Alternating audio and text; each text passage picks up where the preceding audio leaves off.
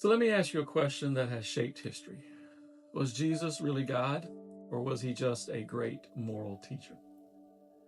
A lot of people today say something like this: Jesus, he was a wise teacher. But here's the problem. If you actually read what Jesus said about himself, that option doesn't really work. Because Jesus made claims that force us to make a decision. One of the most shocking moments happens in John 8:58 when Jesus says this: "Before Abraham was, I am." That phrase "I am" wasn't random. It was the name God used for himself in Exodus 3:14 when speaking to Moses. Everyone listening knew exactly what Jesus was saying, and their reaction proves it. They immediately picked up stones to kill him. Why? Because claiming to be God was considered blasphemy. Jesus wasn't misunderstood. He was making a claim. Jesus didn't just speak like God, he acted with divine authority. He forgave sins. In Mark 2, Jesus tells a man that his sins are forgiven. The religious leaders respond, "Who can forgive sins but God alone?" Well, that's the point. Jesus claimed authority that belonged only to God. He also accepted worship. In Matthew 14:33, the disciples worship him, and if Jesus were only a prophet, accepting worship would be wrong. Yet, he never stopped them. The biggest reason Christians believe Jesus is God isn't just his words, it's the resurrection.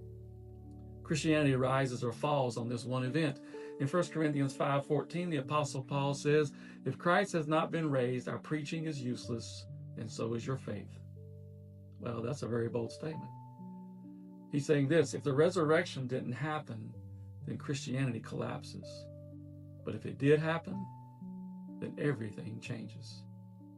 Even many non-Christian historians agree on several key facts. Most scholars will agree that Jesus existed, he was crucified, his tomb was reported empty, his followers believed they saw him alive. The early disciples didn't gain power or wealth, they were persecuted. Many died for their testimony. People may die for something they believe is true, but people rarely die for something they know is a lie. Something convinced them that Jesus was alive. This leads to the famous argument presented by C.S. Lewis.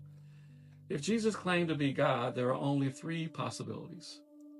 He was lying, he was delusional, or he was telling the truth. A liar wouldn't live the life Jesus lived. A lunatic wouldn't teach the wisdom he taught, which leaves a third possibility, that he really is who he actually claimed to be. If Jesus is just a teacher, then we can admire him. But if Jesus is God, his words carry ultimate authority. And that means his teaching about forgiveness does matter. His teaching about love matters. His teaching about eternity matters, and his invitation matters. Because Jesus didn't just say, "Listen to my ideas." He said, "Follow me." So was Jesus really God? History forces us to take that question seriously. Jesus didn't leave room for being just another teacher. He claimed something much bigger. The real question isn't just who was Jesus. The deeper question is, what will you do with him? So if you're exploring questions about faith, you're not alone. Subscribe and drop your questions below. I'd love to keep exploring them with you, because the more you investigate Jesus, the more surprising his story becomes. Take a moment and subscribe for more of our daily truth.